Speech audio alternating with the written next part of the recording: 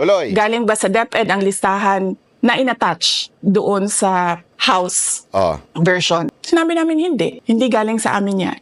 On record yun. Nako. Makikita nyo sa mga videos. Balikan nyo yung mga videos. Sige nga, balikan natin. Makikita nyo. Balikan natin. Yes, my concern, Madam Chair, Mr. President, under the GAB, I observed that there was an increase in the budget for the construction of new classrooms from 19.6 billion to 24.6 billion. Hindi nagsisinungaling si VP Sara Duterte. Naandun talaga. So yung dokumento na yon na pinakita ni VP Sara Duterte, yan ho yun. Nandyan talaga. Kasi nabanggit sa Senate eh. Kasi si remember, hinihiring din dyan sa Senate. Okay? Nabanggit. So ibig sabihin, authentic, totoo, yung sinasabi ni VP Sara Duterte. Malinaw na malinaw.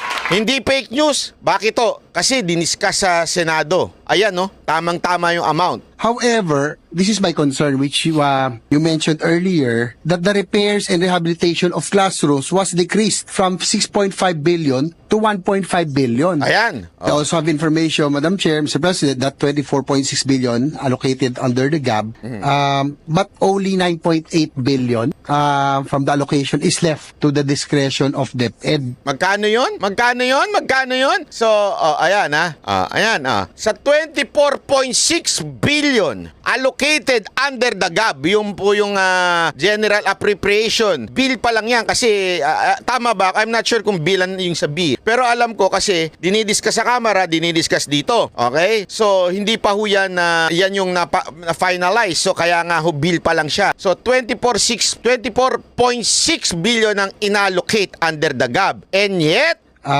but only 9.8 billion from the allocation is left to the discretion of DepEd. Sa 24 point blah blah billion, 9.8 lang ang kontrolado ng DepEd. The rest, sino may control?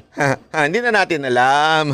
Ito malinaw. Hindi nagpe-fake news si VP Sara Duterte. This is legit. This is not fake news. Diniscuss po ito sa Senado. Okay? Ang linaw po, diniscuss ito sa Senado. Kaya hindi ko na kailangan ng witness. Kasi makikita nyo sa papel. Yun. Tapos dumating ang bycam, walang nangyari. Bakit kasi may mga nagsasabi, may mga nakikita akong comment na mga tatanga-tangang comment. Sabi, hindi naman kontrolado yan ng camera lang Alam mo na, maraming troll sila di ba? Yung mga troll ni, ni Tamba, hindi natin alam, di ba? Ang daming, ang kanilang panagot diyan sa akusasyon ni VP Sara Duterte, sinasabi nila na, sandali, Senado rin naman nagde-decide Pero tandaan natin, ang Senado, kaya nga nagkagulo-gulo sila, di ba? Kaya nga napalitan yung kanila leadership dahil merong nangyari. Hindi din tama. Kaya nila pinatalsik yung kanilang Senate President. Kasi nga alam naman natin, kamara at kamara pa rin ang didesisyon kahit sa budget na inaalat sa Senado. Kamara ho ang talagang... Kaya nga sila ang pinakamakapangyarihang institusyon sa Pilipinas kasi sila may hawak ng budget. Sila nagde-decide. Kaya nung BICAM na, kasi ganito yan Kamara, pag-uusapan, Senate, pag-uusapan, tapos BICAM. Ang problema sa BICAM, hindi naman po lahat ng senador na andun. Sino lang inaandun? Yung bata ng Senate President. Walang iba kung hindi sa finance, chair ng finance ng Senate. So pag sila lang ang nagkasundo, kaya nga dami nagre-reklamo dyan Kasi parang pinag-usapan pa natin, lahat ng kongresista, pinag-usapan pa ng lahat ng senador. Pagdating naman sa BICAM, dalawa lang naman na mag-uusap. Tapos, doon na desisyonan kung ano. Kaya ito nga, dumating sa BICAM, walang nangyari.